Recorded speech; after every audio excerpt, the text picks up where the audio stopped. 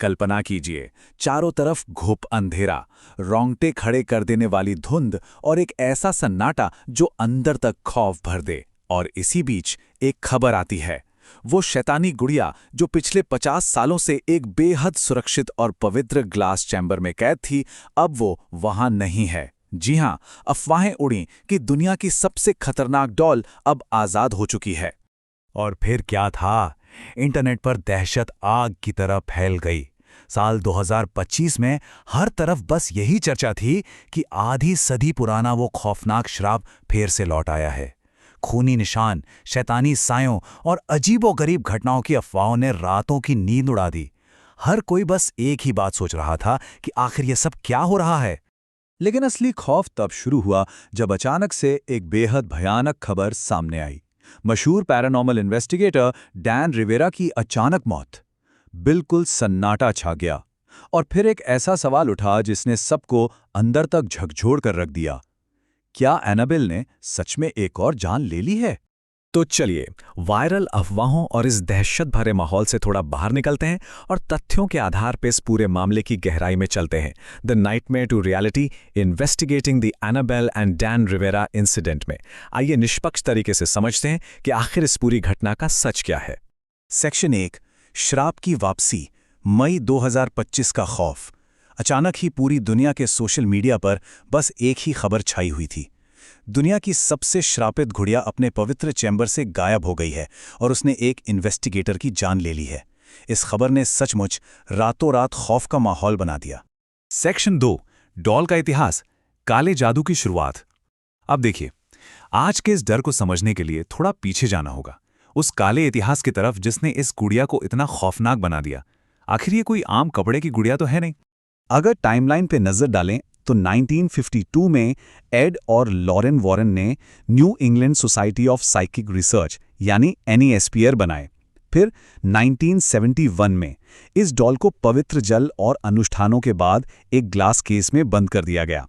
लेकिन जब वॉरेन्स के ऑकल्ट म्यूजियम में आने वाले लोगों के साथ अजीब घटनाएं और हादसे बढ़ने लगे तो 2019 में म्यूजियम को पूरी तरह से बंद करना पड़ा। और फिर आता है मई 2015, जब शुरू हुआ the devil on the run tour. 49, ध्यान दीजिए, ये सिर्फ एक नंबर नहीं है।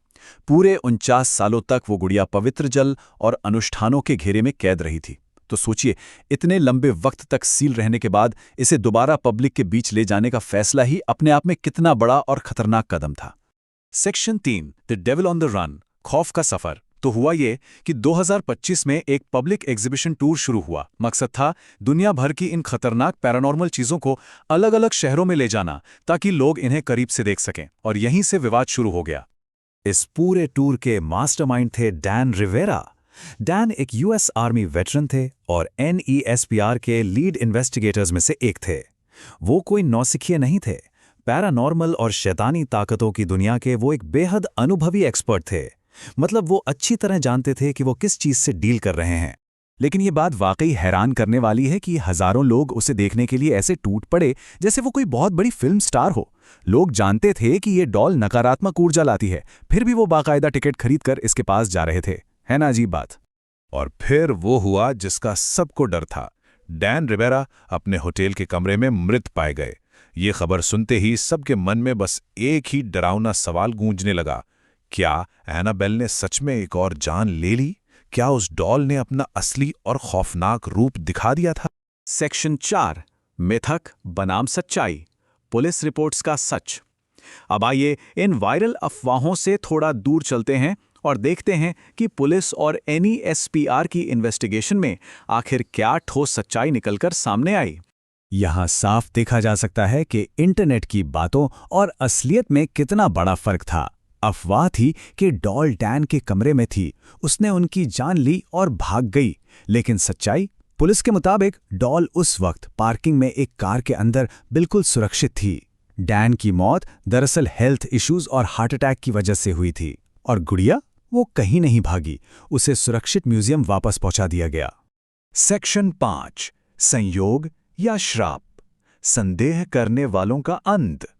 अब सवाल ये उठता है कि लोग डैन की मौत का इल्जाम इतनी जल्दी गुड़िया पर क्यों लगाने लगे?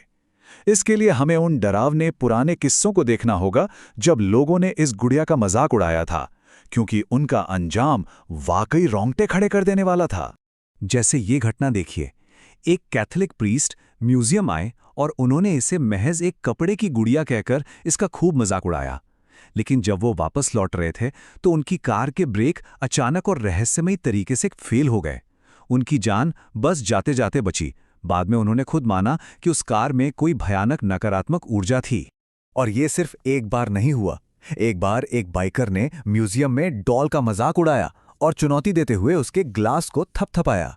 म्यूजियम से निकलते ही एक भयानक एक्सीडेंट में उस बाइकर की जान चली गई। जब इस तरह के हादसे बार बार होते हैं तो लोग इन्हें महज इत्तेफाक नहीं मानते, बल्कि ये एक अटूट श्राप की तरह लगने लगता है। सेक्शन 6, डर और इमेजिनेशन। हम खौफ क्यों चुनते हैं? इस पूरे मामले को अगर मनोवैज्ञानिक नजरिए से देखें तो ये समझना बहुत दिलचस्प है कि क्यों समाज ने डैन की मेडिकल रिपोर्ट को दरकिनार कर दिया और तुरंत एक डरावनी कहानी पर यकीन कर लिया। यहाँ सबसे अहम बात यह है कि डैन रिवेरा की मौत की असल वजह कभी भी वो श्राप वाली कहानी जितनी वायरल नहीं हो सकती। इंसानी फितरत ही कुछ ऐसी है कि बोरिंग सच्चाई के मुकाबले हमें खौफनाक कहानियों का रोमांच ज्यादा पसंद आता है, क्योंकि डर हमेशा सबूतों पर नहीं, हमारी कल्पनाओं पर पलता है। अगर हम पूरी तरह से निष्पक्ष होकर सिर्फ तथ्यों की बात करें तो स्थिति बिल्कुल साफ है। डॉल मुनरो शहर के उसी म्यूजियम में सुरक्षित है, वो वहां से कभी भागी ही नहीं। डैन रिवेरा का निधन एक बेहद दुखद मेडिकल घटना थी, लेकिन इन सारे पुख्ता सबूतों के बाद भी इस गुड़िया के खौफ की कहानियां लगातार बढ़ती ही जा रही हैं। तो अंत में ये पूरा मामला हमारी अपनी सोच पर एक बहुत बड़ा सवाल छोड़ जाता है। क्या हम कभी इन डरावनी लोक कथाओं और खौफ को छोड़कर एक साधारण सी सच्चाई को अपनाना सीखेंगे? डैन के साथ जो हुआ वो तथ्य हमारे सामने हैं, लेकिन ये रहस्य हमेशा सोचने पर मजबूर